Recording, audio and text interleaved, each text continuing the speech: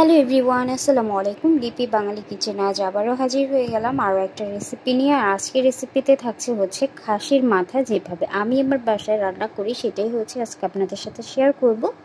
তো সম্পূর্ণ রেসিপিটি দেখার অনুরোধ রইল। তো চলুন প্রথমে চলে যাচ্ছি চুলায় আমি এখানে একটা হাঁড়ি বসিয়ে দিয়ে দিচ্ছি পরিমাণ মতো তেল। এবার তেলটা যখন গরম হয়ে আসবে এখানে দিয়ে দিচ্ছি গোটা মশলার ভিতরে রেখেছি একটা তেজপাতা, 3 টুকরো এলাচ, 2 টুকরো দারচিনি, 3 থেকে 4টি লবঙ্গ, সেই সাথে 4 থেকে 5টি কালো গোলমরিচ দিয়ে দিলাম। এবার সামান্য একটু ভেজে নিলাম, আর ভেজে নেওয়ার কারণে কিন্তু খুব সুন্দর একটা ঘ্রাণ বের হবে।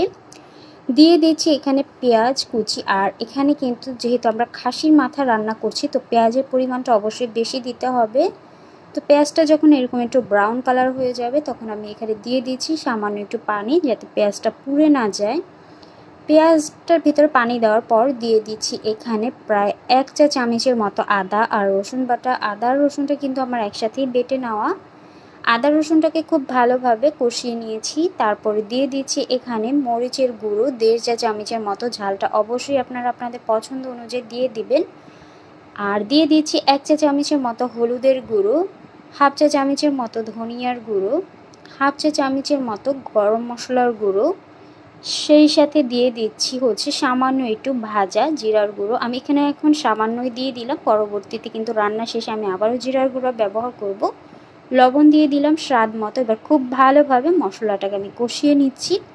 আর মশলা কষানোর জন্য দিয়ে দিলাম পানি, আর এই পানিটা দিয়ে কিন্তু মশলাটাকে ভালোভাবে আমি কষিয়ে নিয়েছি। মশলা যখন কষানো হয়ে যাবে তখন আমি এখানে আগে থেকে ধুয়ে রাখা খাসির মাথা আর সাথে হচ্ছে নলি, এগুলো দিয়ে হচ্ছে আমি খুব ভালোভাবে ধুয়ে নিয়েছিলাম।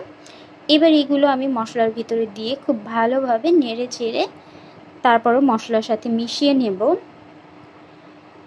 আর চেষ্টা করবেন মশলাটা একটু বেশি দেওয়ার জন্য। খাসির মাথাটাতে যদি মশলাটা বেশি হয় তাহলে কিন্তু খেতে বেশি ভালো লাগে, আর ঝালটা অবশ্যই আপনারা বুঝে শুনে দেবেন। তো খুব ভালোভাবে হচ্ছে গিয়ে আমি খাসির মাথা আর হচ্ছে নলিগুলোকে খুব কষিয়ে নিচ্ছি পানি দিয়ে দিয়ে, দেখতেই পাচ্ছেন।